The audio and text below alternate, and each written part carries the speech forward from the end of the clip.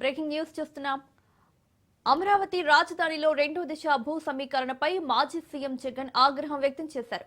మొదటి దశలో తీసుకున్న భూమిని అభివృద్ధి చేయకుండా మళ్లీ రెండో దశ ఎందుకని ప్రశ్నించారు.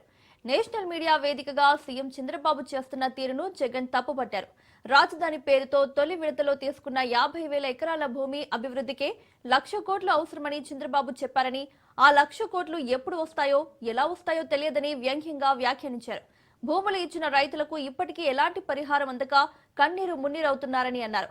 ఇంకా రెండో దశ పేరుతో చేపడుతున్న భూములను తన బినామీలు దోచుకోవడానికే ప్రభుత్వం సేకరిస్తోందని జగన్ ఆరోపించారు.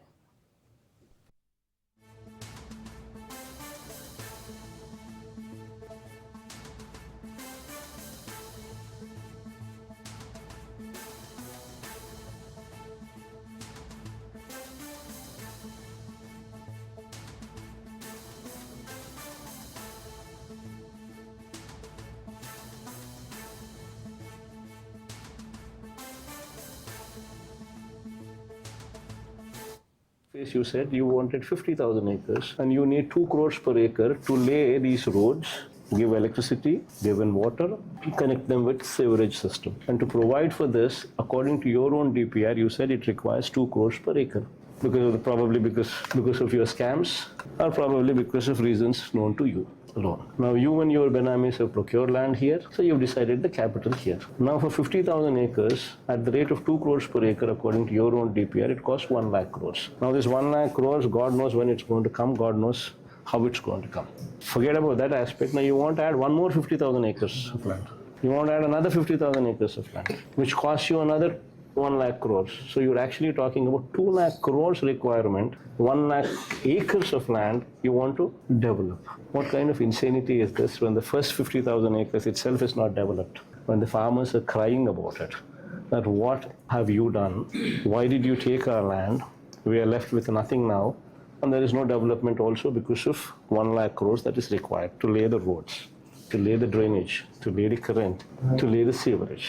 So this is the situation there. You're talking about acquiring another 50,000 acres. So the insanity is prevailing. ఇదే అంశానికి సంబంధించి మరిన్ని అప్డేట్స్ మా ప్రతినిధి రమేష్ అందిస్తారు. రమేష్,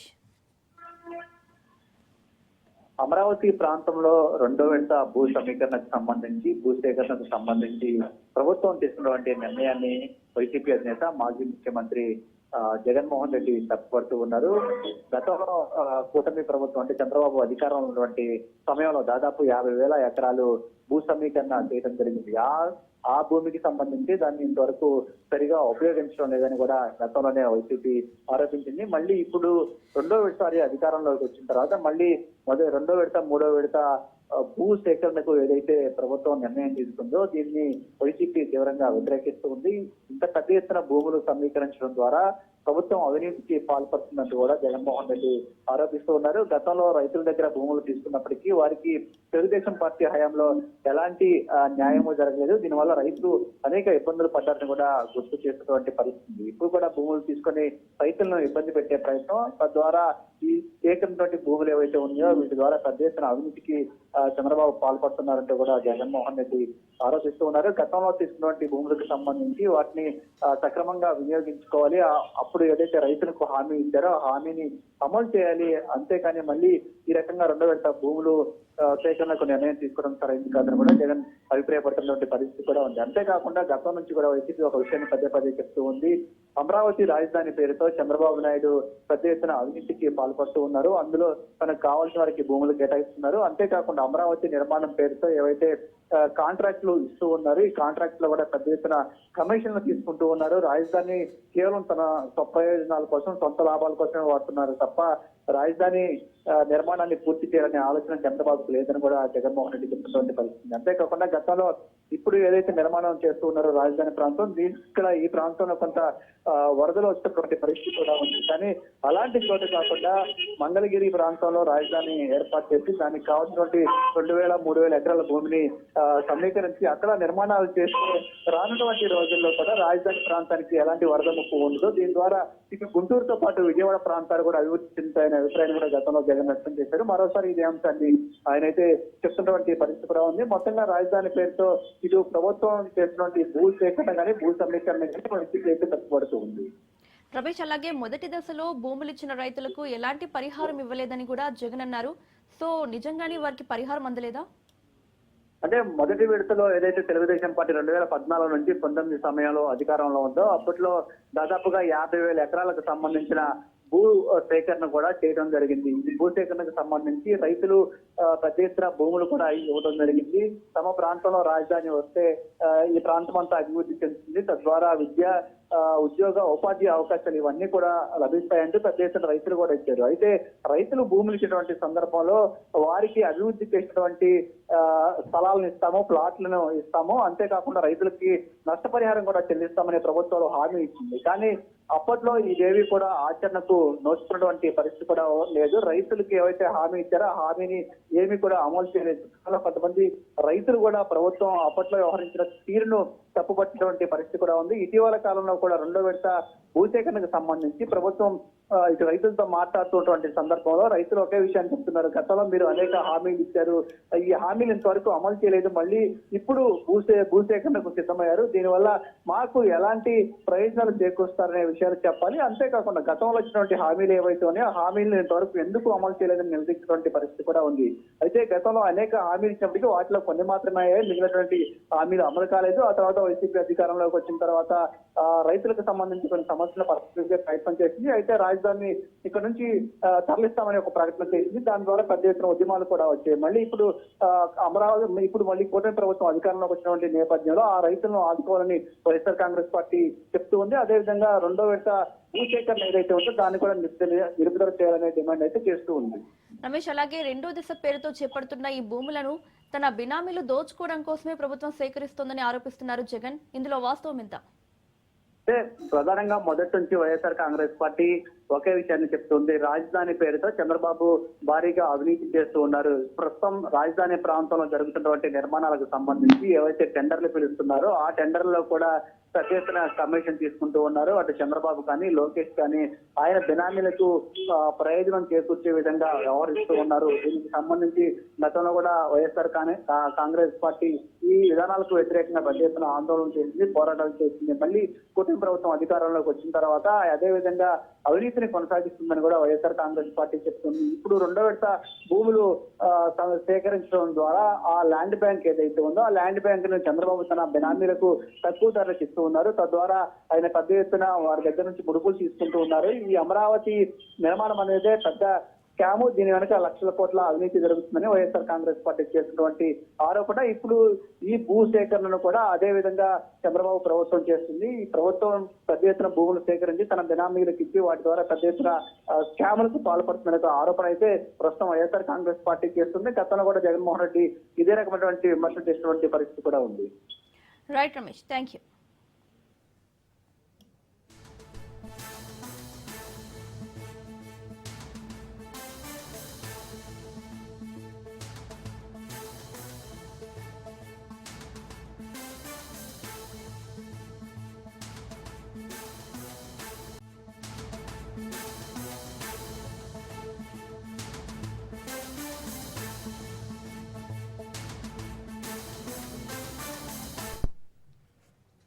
బ్రేకింగ్ న్యూస్ చూస్తున్నాం.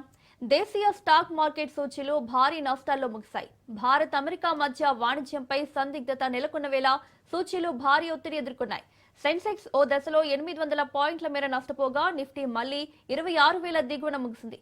చివరికి సెన్సెక్స్ 780 పాయింట్ల నష్టంతో 84,180 వద్ద ముగిసింది. నిఫ్టీ 263 పాయింట్ల నష్టంతో 25,876 వద్ద స్థిరపడింది. డాలర్తో రూపాయి మారకం విలువ 89.95గా ఉంది.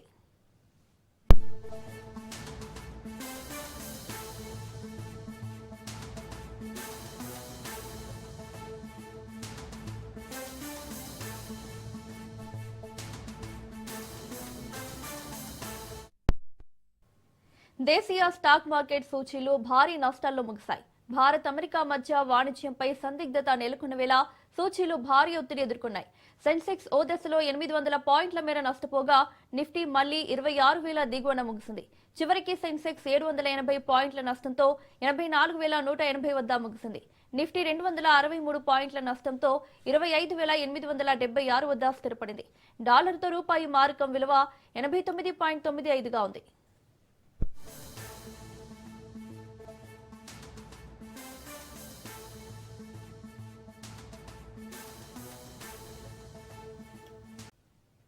రాజధానిలో ఎన్టీఆర్ విగ్రహం ఏర్పాటుపై కేబినెట్ సబ్ కమిటీ చర్చించింది.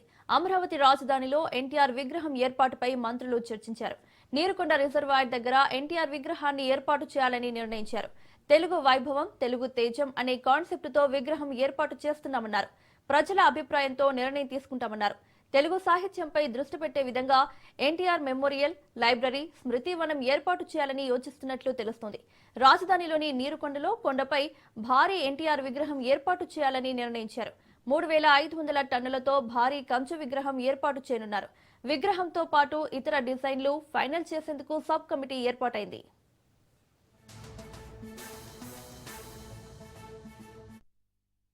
విశ్వవిఖ్యాత నట సార్వభౌమ ఎన్టీ రామారావు గారి విగ్రహ ప్రతిష్టకి సంబంధించి గ్రూప్ ఆఫ్ మినిస్టర్స్ మీటింగ్ జరిగింది. ఆర్థిక శాఖ మంత్రులు పయ్యావల్ కేశవ్ గారు, రెవెన్యూ శాఖ మంత్రులు అనగాని సత్యప్రసాద్ గారు కూడా పాల్గొన్నారు. ప్రధానంగా నీరుకొండ గ్రామంలో 182 అడుగుల ఎత్తులో ఎన్టీ రామారావు గారి విగ్రహాన్ని, బ్రాంజ్ విగ్రహాన్ని స్థాపించాలనేటువంటి ఆలోచనకి సంబంధించి మొట్టమొదటి మీటింగ్ ఈ రోజు జరిగింది. తెలుగు జాతి యొక్క ఔన్నత్యాన్ని విశ్వ వినువీధుల్లో ఎగరవేసినటువంటి కళా రంగంలో అద్భుతమైనటువంటి సేవలు అందించడం మాత్రమే కాకుండా రాజకీయ నాయకునిగా, పేదలకి పట్టెడన్నం పెట్టినటువంటి నాయకునిగా కూడా పేరొందినటువంటి ఎన్టీ రామారావు గారి విగ్రహ నిర్మాణాన్ని ఏ విధంగా చేయాలనేటువంటి విషయంలో ముఖ్యమంత్రి గారి ఆదేశాల మేరకు మొట్టమొదటి సమావేశం జరిగింది. ప్రాథమికంగా కొన్ని అంశాలని చర్చించడం జరిగింది. ముఖ్యంగా ముఖ్యమంత్రి గారి యొక్క ఆదేశాల మేరకు ఎన్టీ రామారావు గారి విగ్రహం ఒక ఎత్తైతే దాంతో పాటు అక్కడ నిర్మించేటువంటి ప్రతి కార్యక్రమం కూడా తెలుగు కళా సాంస్కృతిక వైభవాన్ని మనకి కళ్ళ కట్టినట్లుగా చూపించే విధంగా ఉండాలనేటువంటి ఆలోచన కూడా ఇవాళ జరిగినటువంటి మంత్రుల సమావేశంలో జరిగింది. దీనికి సంబంధించి వివిధ రకాల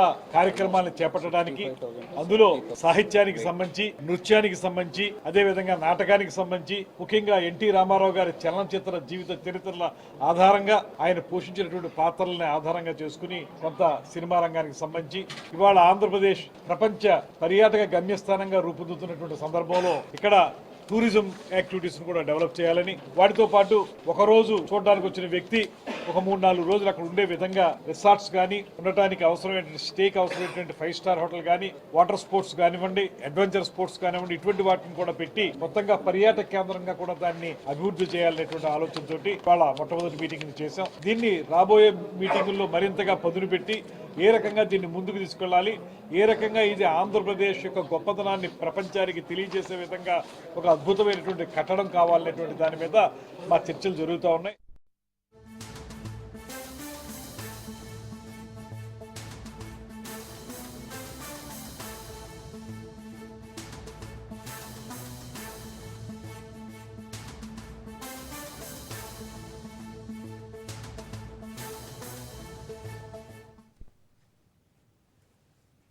బ్రేకింగ్ న్యూస్ చూస్తున్నాం. కోనసీమ జిల్లా ఇరుసుమండ వద్ద ఓఎన్జీసీ బావిలో సంభవించిన బ్లోఅవుట్ ఇంకా అదుపులోకి రాలేదు. వరుసగా 4వ రోజు అగ్నికీలలు ఎగిసిపడుతూనే ఉన్నాయి. ఈ నెల 5న బ్లోఅవుట్ జరిగినప్పుడు భారీ మంటలు రాగా ప్రస్తుతం ఉధృతి తగ్గింది. ప్రమాద స్థలానికి 10 మీటర్ల దగ్గరకు వెళ్లి సిబ్బంది నియంత్రణ చర్యలు చేపడుతున్నారు. మంటల్ని అదుపు చేసేందుకు నీటిని విరచిమ్మే ప్రక్రియ నిరంతరం కొనసాగుతుంది. మంటలు పూర్తిగా ఆర్పేందుకు మరికొన్ని రోజుల సమయం పట్టే అవకాశం ఉంది.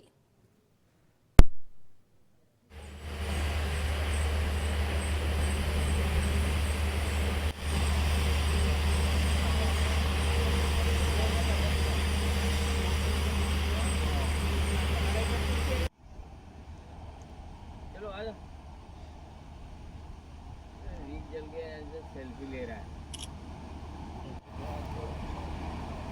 बहुत ज़्यादा था कल, बहुत हैवी ऊपर था।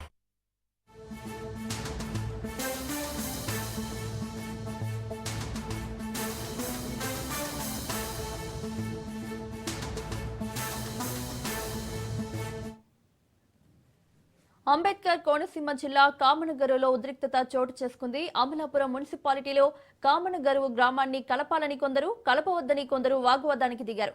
2 వర్గాలుగా విడిపోయి కొట్టుకున్నారు. వాగ్వాదంలో సర్పంచ్ భర్త చంద్రశేఖర్ తలకు తీవ్ర గాయమైంది.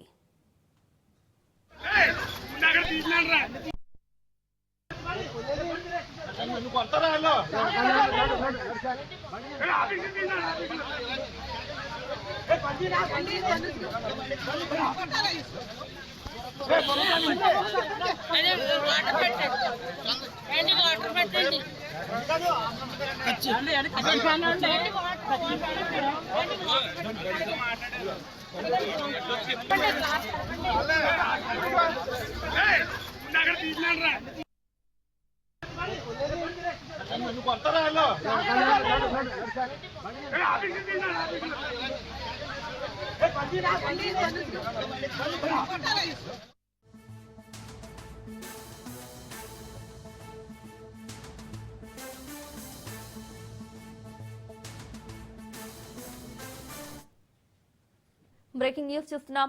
మాజీ సీఎం జగన్ కు మంత్రి నారాయణ కౌంటర్ ఇచ్చారు. జగన్ అధికారంలోకి వచ్చాక మాట మార్చారని, వర్షాల వల్ల అమరావతి పనులు జరగలేదని, ఇప్పుడు పనులు శరవేగంగా జరుగుతున్నాయన్నారు.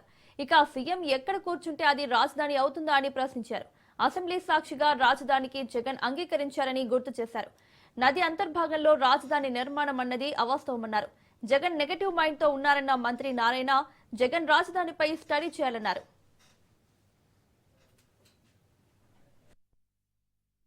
అయితే గత ప్రభుత్వం వచ్చి 3 ముక్కలు ఆటాడి రాజధాని ఎక్కడనేది లేకుండా చేశారు. అదే నాయకుడు 2014-19లో ప్రతిపక్షంలో ఉన్నప్పుడు జగన్మోహన్ రెడ్డి గారు అమరావతిని ఇక్కడే ఒప్పుకుంటున్నా 30,000 ఎకరాల్లో కావాలని అసెంబ్లీ సాక్షిగా అసెంబ్లీలో చేయెత్తారు. అసెంబ్లీలో చేయని వ్యక్తి ప్రభుత్వం మారంగానే మాట మార్చి రాజధాని 3 ముక్కలని ఎక్కడా లేకుండా చేశారు. దాని మీద అనేక కేసులు వేయటం, కోర్టులు, నానా ఇష్యూస్ జరిగి రైతు సోదరులు దాదాపు 5 సంవత్సరాలు నానా ఇబ్బందులు పడ్డారు. మళ్ళీ ఈ ప్రభుత్వం రాగానే అమరావతి క్యాపిటల్ సిటీ టేకప్ చేస్తామని గౌరవనీయ ముఖ్యమంత్రి గారు ఎన్డీఏ కూటమిలో తరఫున చెప్పటం, ప్రభుత్వం రంగానే దాన్ని టేకప్ చేయమని చెప్పటం, దాన్ని వెంటనే టేకప్ చేయటం. అనేక legal issues, technical issues, legal issues ఉన్నాయి. అనేక దగ్గరలో 5 సంవత్సరాల్లో వాళ్ళు కట్టిన బిల్డింగ్స్ కానీ, రోడ్స్ కానీ ప్రొటెక్షన్ లేక థెఫ్ట్లు జరిగినాయి. ఏదైనా మాట్లాడేటప్పుడు నాయకులు దాన్ని పూర్తిగా స్టడీ చేసి ఆ తర్వాత మాట్లాడితే బాగుంటుంది. ఇలాంటి ఏమవుతుందంటే ప్రజలని రాంగ్ డైరెక్షన్లో పట్టించినట్టు ఉంటుంది. బహుశా నిన్న ల్యాండ్ పూలింగ్ స్టార్ట్ చేసాము. ఒక విలేజ్లో వాళ్ళు 21% ల్యాండ్ ఇచ్చారు. వాళ్ళ దగ్గర 1900 ఎకరాలు ఉంటే 400 ఎకరాల ల్యాండ్ ఒకేసారి అరగంటలో ఇచ్చారు. వీళ్ళు ముందుకు వెళ్ళిపోతున్నారు, ఇంకా ఆగదని బ్రేక్ చేయాలని ప్రయత్నిస్తున్నారు. మీరు ఎన్ని ప్రయత్నాలు చేసినా అమరావతి రాజధాని ఆగదు. రాబోయే 1.5 year లోపల ఈ ట్రంక్ రోడ్స్ అన్నీ కంప్లీట్ చేస్తాం. 2.5 yearsలో లేఅవుట్ రోడ్స్ కంప్లీట్ అవుతాయి. 3 yearsలో ఐకానిక్ బిల్డింగ్స్ కవర్ అవుతాయి. రాష్ట్ర ప్రజలందరికీ నేను చెప్తున్నాను, మేము అన్నీ స్టడీ చేసి సైంటిఫిక్గా, టెక్నికల్గా, ఎక్కడ టెక్నికల్ ఇష్యూస్ రాకుండా ఎక్కడ అమరావతి కట్టాలో అక్కడే కడుతున్నాం.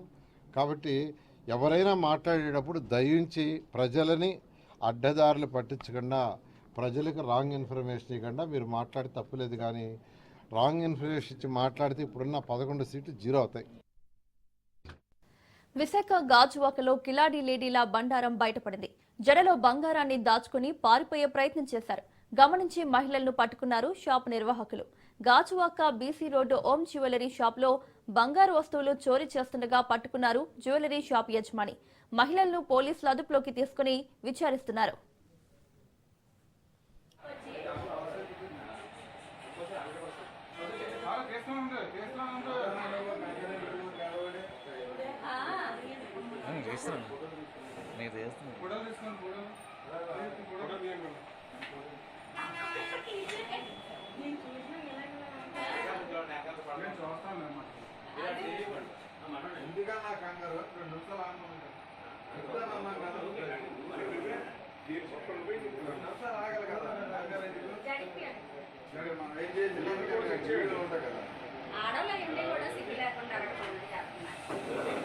మగవాళ్ళు కంటే ఆడవాళ్ళు ఎక్కువైపోయారు.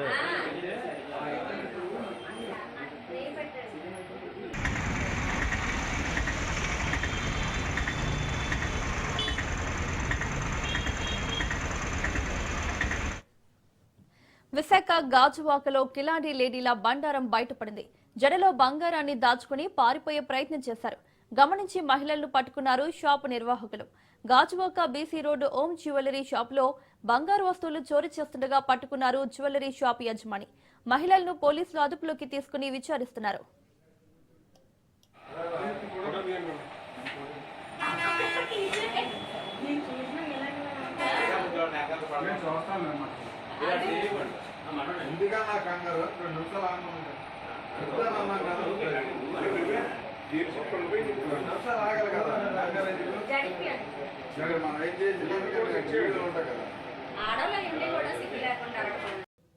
ధర్మవరం మాజీ ఎమ్మెల్యే కేతిరెడ్డి వెంకట్రామరెడ్డి చేసిన వ్యాఖ్యలపై తాడిపత్రి మున్సిపల్ చైర్మన్ జేసీ ప్రభాకర్ రెడ్డి ఆగ్రహం వ్యక్తం చేశారు. రాయలసీమ పౌరుషంపై కేతిరెడ్డి వ్యాఖ్యలు సీమ ప్రజల ఆత్మ గౌరవాన్ని కించపరిచేలా ఉన్నాయన్నారు. తాను రాయలసీమ బిడ్డనే, తనకు పౌరుషం ఉంది కానీ కేతిరెడ్డి కుటుంబానికే పౌరుషం లేదంటూ ఘాటుగా వ్యాఖ్యానించారు. వైసీపీ నేతలు 3 ఏళ్ల తర్వాత చూస్తామంటూ బెదిరింపులకు దిగుతున్నారని, దమ్ముంటే ఇప్పుడే రావాలని జేసీ ప్రభాకర్ రెడ్డి సవాల్ విసిరారు.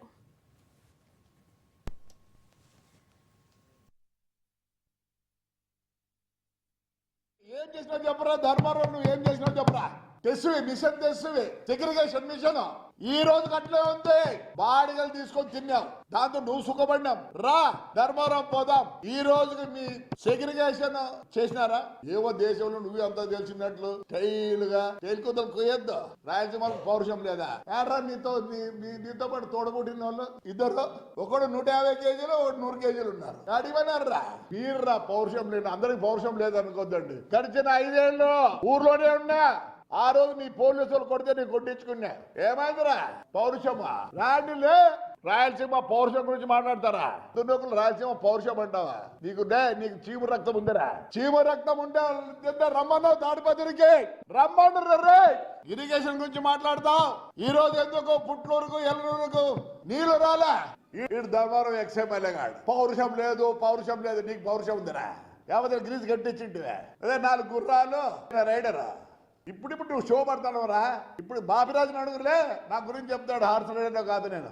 4 గుర్రాలు పెడితే ఏ పంటారు నీకు? యాడ్ నుంచి వచ్చినారు నీకు 4 గుర్రాలు? చంద్రబాబు నాయుడు గారు మంచోరు కాబట్టి మీరు ఏం మాట్లాడి ఉరికినే ఉన్నారు. మేమందరము 3 జీపులు 12 రైఫిల్ కూర్చొని తిరుగుతాంటే ఈ పొద్దు గన్మేనే లేడు. నీకు నీ చిన్నానికే ఇంకా గన్మేన్లు కావాలా? మీకా పౌరుషం ఉండేది మాకలే. రమ్మన్లే, పౌరుషం ఉంటే మీరు రాయలసీమ వాళ్ళు అయితే రమ్మన్రా. 3 ఏళ్ల తర్వాత కాదు, మీరు ఇదే మాట ఇట్లే అంటుంటే ప్రజలు ఊరుకుంటారు. మున్సిపాలిటీ ఎన్నికల కోసం రాష్ట్ర ప్రభుత్వం కసరత్తు చేస్తోంది. దీంతో మున్సిపాలిటీల్లో పొలిటికల్ హీట్ రాజుకుంది.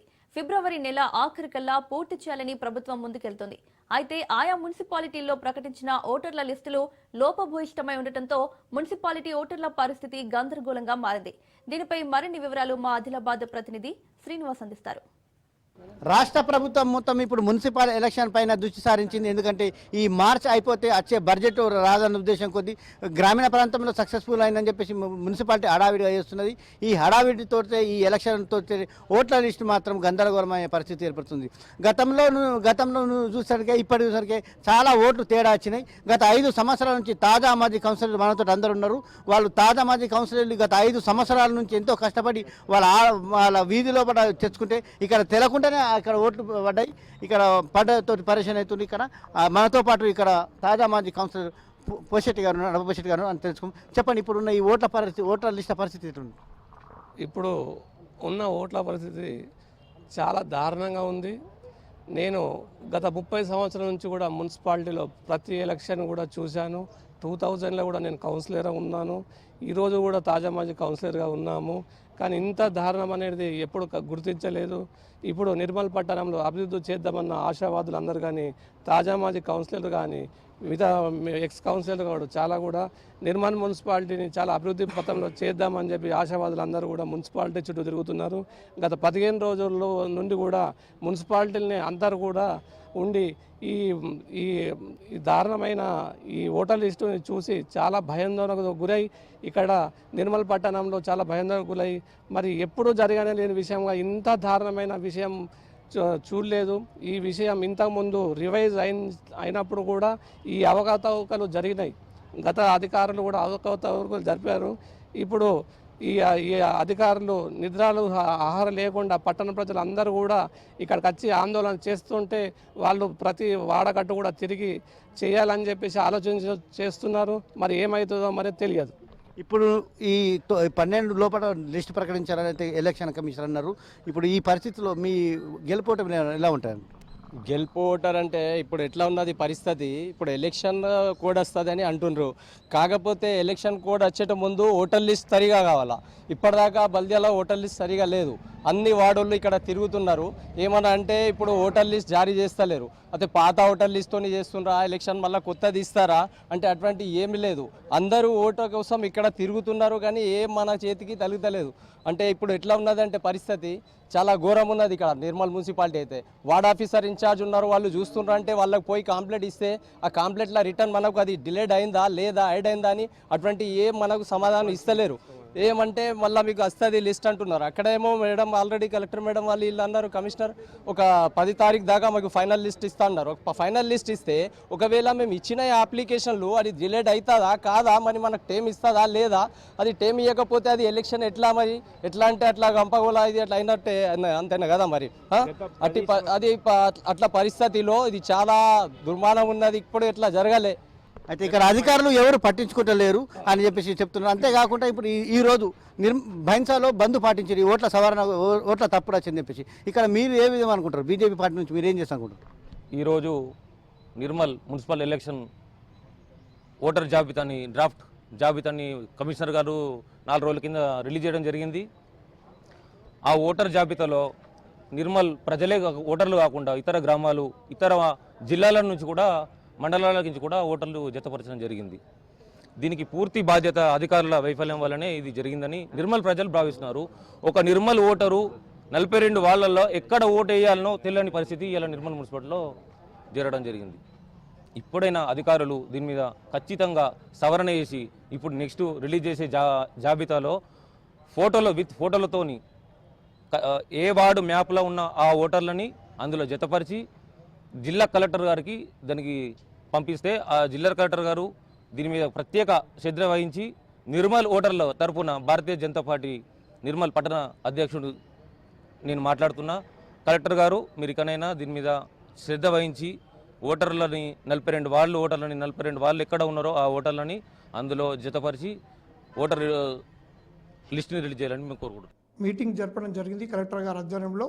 ముఖ్యంగా అందులో కూడా అన్ని పార్టీ నాయకులతో పాటు మరి ముఖ్యంగా జిల్లాలో ఉన్నటువంటి 3 మున్సిపాలిటీ సంబంధించిన నాయకులకి పిలిపించి ఒక్కొక్క మున్సిపాలిటీ వైజ్ పార్టీ నాయకులతో మీటింగ్ పెట్టి వాళ్ళ సూచనలు కూడా తీసుకోవడం జరిగింది. అట్టి సూచనలు కూడా కలెక్టర్ గారి ఆదేశాలు మరి నాయకుల ఆదేశాల ప్రకారం ఏ విధంగా రూల్ ప్రకారం ఏ విధంగా ఉంటే ఆ విధంగా మేము పరిష్కారానికి మా వంతు మేము కృషి చేస్తున్నాం. ఇలా చేస్తే గెలుపోవటంలో మాత్రం నీతి నిజాయితీగా రావు. ఈ ఖచ్చితంగా ఈ కలెక్టర్ దృష్టి సారించి వెంటనే సవరించిన తర్వాత ఎలక్షన్ నిర్వహించాలని మనతో అంటున్నారు. కెమెరామెన్ శ్రీనివాస్ రాజ్.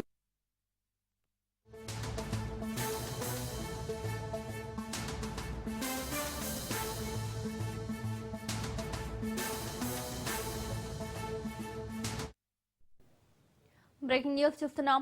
మంత్రులు సీతక్క, కొండ సురేఖ ఎర్రవల్లిలోని కేసీఆర్ ఫామ్ హౌస్ కు వెళ్లారు. మేడారం జాతరకు కేసీఆర్ ను ఆహ్వానించారు మంత్రులు సీతక్క, సురేఖ. కేసీఆర్ దంపతులకు పట్టు వస్త్రాలు పెట్టి మేడారం జాతరకు రావాలని ఆహ్వానించారు. తమ ఆహ్వానానికి కేసీఆర్ సానుకూలంగా స్పందించారన్నారు మంత్రులు.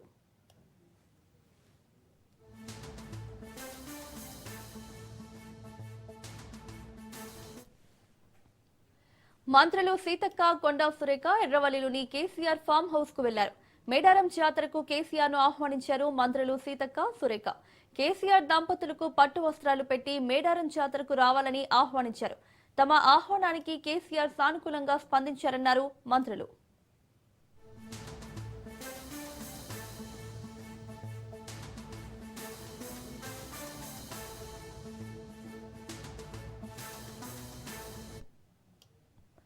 మంత్రులు సీతక్క, కొండ సురేఖ ఎర్రవల్లిలోని కేసీఆర్ ఫామ్ హౌస్ కు వెళ్లారు. మేడారం జాతరకు కేసీఆర్ ను ఆహ్వానించారు మంత్రులు సీతక్క, సురేఖ. కేసీఆర్ దంపతులకు పట్టు వస్త్రాలు పెట్టి మేడారం జాతరకు రావాలని ఆహ్వానించారు. తమ ఆహ్వానానికి కేసీఆర్ సానుకూలంగా స్పందించారన్నారు మంత్రులు.